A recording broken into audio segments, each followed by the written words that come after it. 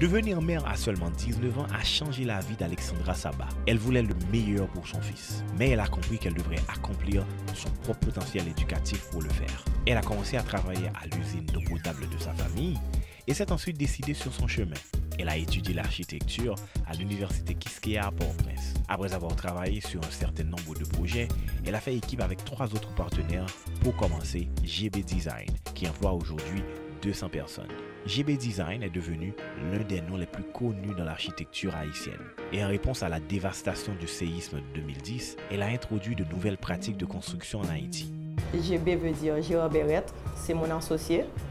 Et ça a commencé comme ça, et il y a 10 ans. Mais 4 ans après, on est venu le rejoindre. Et par un contrat qu'on avait trouvé, enfin que j'ai trouvé. Et sachant que je ne pourrais pas entreprendre ce contrat seul, je voulais le prendre avec lui et c'est de là qu'on a commencé à s'associer et c'était encore pour le carnaval. Chaque jour c'est un défi parce que dans la vie il y a toujours des obstacles. Le niveau de nos ouvriers qui ne sont pas à la hauteur, ce qui implique qu'on est obligé d'avoir des ingénieurs résidents sur place et on a un ingénieur qui passe régulièrement aussi pour superviser leurs travaux parce que le niveau n'est pas équitable. Nous travaillons avec M2, c'est une compagnie italienne et qui est branchée de part et d'autre à travers le monde et qui est renommée aussi. Haïti est un pays vulnérable et les entrepreneurs du monde de la construction doivent s'adapter à toutes les situations et apporter des solutions adéquates. Notre équipe, nous sommes dynamiques, on a plein d'ambition et éventuellement aussi, nous nous lançons dans une nouvelle méthode de construction, telle le foam. C'est une nouvelle méthode, effectivement. C'est après le 12 janvier qu'on a décidé de se lancer dans la construction en foam. Donc si par exemple il y a un tremblement de terre, ce sont les particules de béton qui vont tomber parce que le foam en elle-même est résistante, elle reste seule parce que la construction conventionnelle, c'est pas qu'elle n'est pas correcte, mais elle est plus lourde et si elle n'est pas bien étudiée aussi, il y a beaucoup plus de risques. Je vais vous représenter le foam, enfin les panels de foam qui sont recouverts d'émail et qui sont attachés de part et d'autre. C'est ce qui va donner la solidité.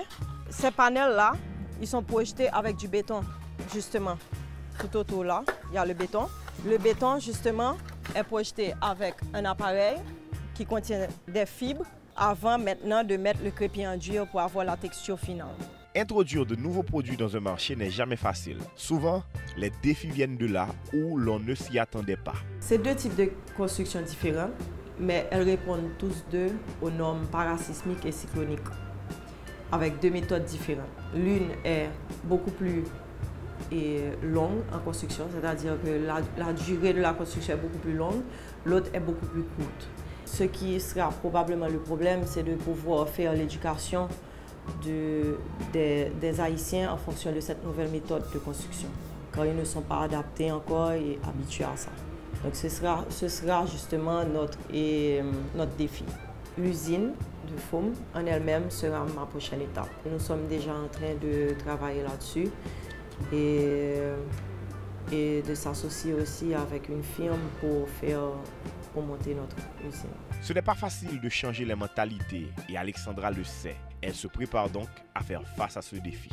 Je ne pense pas qu'on serait les premiers à monter cette usine. Je suis sûre qu'il y en a d'autres qui ont déjà probablement commencé ou qui ont l'intention de le faire. Mais je pense que notre défi, ce serait déjà de pouvoir éduquer l'Haïtien dans cette nouvelle méthode de construction, car je ne pense pas qu'ils sont encore adaptés ou sont prêts à accepter cette nouvelle méthode de construction. Au fait, c'est le futur. Les foams, la construction en foam, ce sera le futur. C'est meilleur marché et c'est beaucoup plus rapide. Ne jamais baisser les bras, de foncer, de poursuivre son rêve sans regarder en arrière. Vivez votre rêve.